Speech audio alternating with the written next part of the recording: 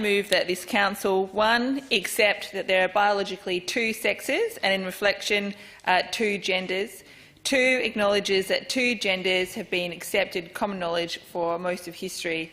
3, recognises that the idea of binary genders not being accepted language is denigrating to both males and females and harmful to our traditions. And 4, acknowledges the importance of gendered language in society, specifically for explicit language and communication. Mr. President, there are 2 genders, male and female. Gender is determined by one's biological sex. One cannot simply choose their gender, swap and change. Basic science tells us this. Not only is the difference between male and female clear and obvious, Mr. President, on a gross macroscopic level, but our sex, and thus our gender, can be exposed and determined by the DNA in every cell in our body. Mr. President, the sex of a baby, and thus the gender, is determined at fertilisation.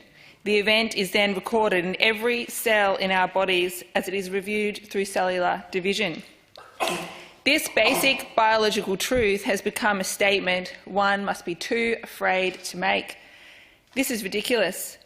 I understand the burden of my position, and I will fulfil in this chamber my obligation to what I believe is the silent majority who expect more from their politicians than to bow to the pressure of the left. It seems, Mr. President, we live in a society where small children can better explain what makes a man and a woman than world leaders and eminent figures. Our own Federal Department of Health struggled defining a woman, taking 4 months to respond when questioned in the Senate. Earlier this month, the New Zealand Prime Minister, Chris Hipkins, refused to define a woman, stating, "People define themselves," and that the question had come out of left field and, well, he didn't have a pre-formulated answer on it. Our children know who is male and who is female, Mr. President. That isn't until they are brainwashed by the woke societal values impressed on them, such as the gender unicorn or genderbread man embedded into the Year 7 state curriculum. It is vital, Mr. President, that the Parliament retain gendered pronouns he and she. Removing essential identifiers is the beginning of the slippery slope in what has quite frankly become a sex confusion pandemic amongst our young people. Now, Mr. President, I don't accept bullying of any kind, but shouldn't this generosity be extended to those who understand there are 2 genders, male and female, and who want to protect their children? I have spoken to distressed parents of sex-confused children. They adore their children. They love their children unconditionally.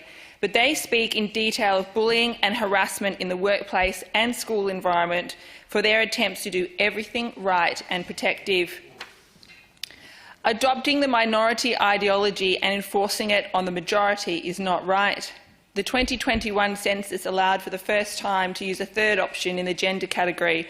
0.17% of the Australian population ticked that box. You make exceptions to the rule, not rules for the exception. Mr. President, school principals are too afraid to speak out for fear of persecution and job loss. It seems one must accept that gender is fluid and take an affirmation-only approach to sex confusion or face being cut out and excluded from decision-making for their own child. Instead of protecting society, representing and advocating for our community, politicians are often making the matters worse. We've seen bipartisan support for removal of he and she, and our own parliamentary committee that consisted of Liberal and Labor members decided the term opposite sex may be discriminatory. The Parliament is wasting its time on a small percentage of people that want to dictate how we live. It was reported recently that the Legislative Council adopted genderless standing orders in 1999, and at the same time the House of Assembly attempted this almost 10 years prior, but it can be said that motivations were different then. They were more concerned about gender equality. How can we have equality between the genders if they aren't even recognised or understood? I know the woke brigade think feelings trump fact in lawmaking, but laws based on feelings are fluid and subject to change, which is an unsound basis on which to make laws. It's damaging to society and in particular our children. Parliament must retain fundamental, essential terminology and set an example and uphold truth in this place. Teachers must have the right and confidence to refer to their students as boys and girls. Mr. President, in 2013, discrimination based on biological sex was replaced with discrimination based on self-identified gender in the Commonwealth Sex Discrimination Act 1984. This development was a mistake because the hard-won rights of women are being lost and children are being indoctrinated with the belief that they can choose to be male or female.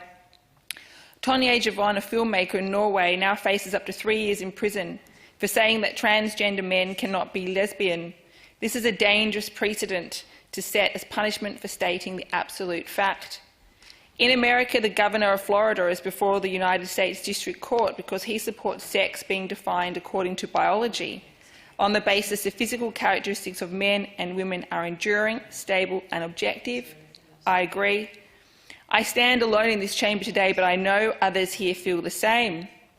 Mr. President, I will in the near future be calling this motion to a vote to clarify where we all stand, what we believe in, and for public accountability. I commend this motion to the House.